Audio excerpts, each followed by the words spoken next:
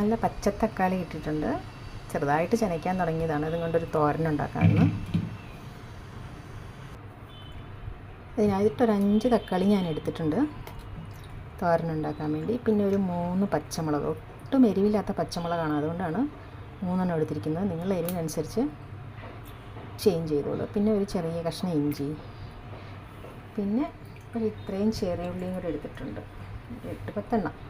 10 എന്ന് പറയാം. പിന്നെ വേണ്ടത് കറിവേപ്പില, തേങ്ങ ചിരണ്ടിയത്. അപ്പം ഞാനിതൊന്ന് കഴുകിയെടുത്തിട്ട് അരിയാൻ തുടങ്ങാം. ഇതൊരു നൊസ്റ്റാൾജിക് കറിയാണ് കേട്ടോ. ചെറുപ്പത്തിൽ സ്കൂളിലെ ചോറ്റുപാത്രത്തിലേക്ക് എളുപ്പത്തിൽ ഉണ്ടാക്കി തന്നുകൊണ്ടിരുന്ന ഒരു കറിയായിരുന്നു. നിങ്ങളെല്ലാവരും ട്രൈ ചെയ്ത് നോക്കൂ. വളരെ എളുപ്പമാണ്, നല്ല ടേസ്റ്റുമാണ്.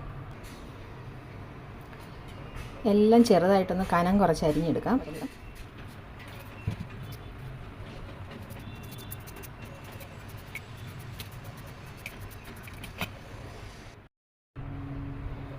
ശരിക്കും ഈ സൈസിലുള്ള തക്കാളിയാണ് കറി വെക്കാൻ ഏറ്റവും നല്ലത്. ഇങ്ങനത്തെ ഉണ്ടെങ്കിൽ നിങ്ങൾ സെലക്ട് ചെയ്തെടുക്കുക. എനിക്കിപ്പോൾ കിട്ടിയിരിക്കുന്നത് കുറച്ച് ചനച്ചതാണ്, അതുകൊണ്ട് ഞാനതെടുത്തന്നേ ഉള്ളൂ.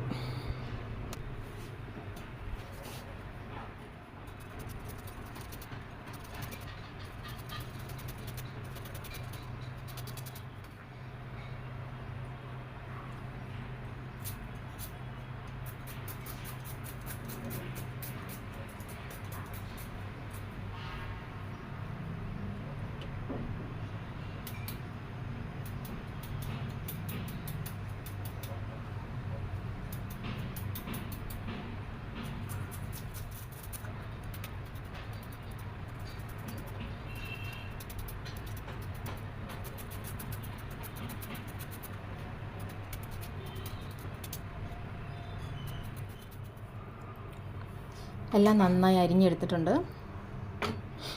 ഇനി ഇതിലേക്ക് നമുക്ക് ഒരു അരമുറി തേങ്ങ ചിരണ്ടിയത് ചേർത്ത് കൊടുക്കാം.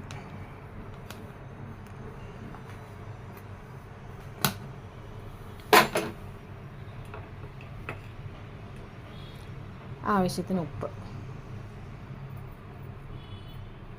കുറച്ച് ചേർത്തിട്ട് പിന്നെ വേണമെങ്കിൽ ചേർത്ത് കൊടുക്കാം.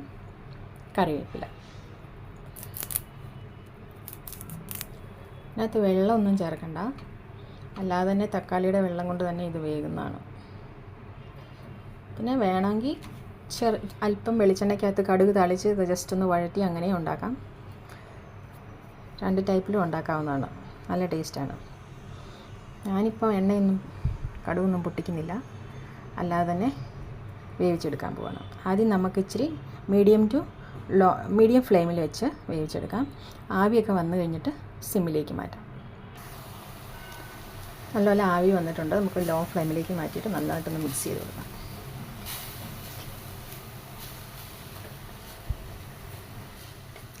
ആ ഇഞ്ചിയൊക്കെ ചേർത്തതുകൊണ്ട് നല്ലൊരു ഫ്ലേവറാണ്. വെള്ളം ചേർക്കാത്തതുകൊണ്ട് നമുക്ക് ഇടയ്ക്ക് ഒന്നുകൂടെ ഒന്ന് ഇളക്കിയിട്ട് കൊടുക്കാം. ഒക്കെ ഉണ്ടോയെന്ന് നോക്കാം.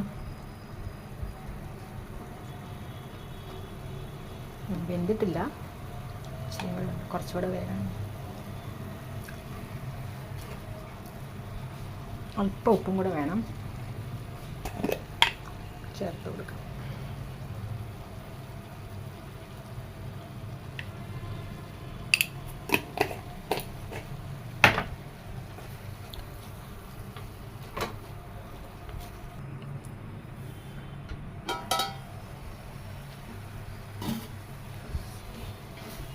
അങ്ങനെ നമ്മുടെ പച്ചത്തക്കാളി തോരൻ റെഡി ആയിട്ടുണ്ട്.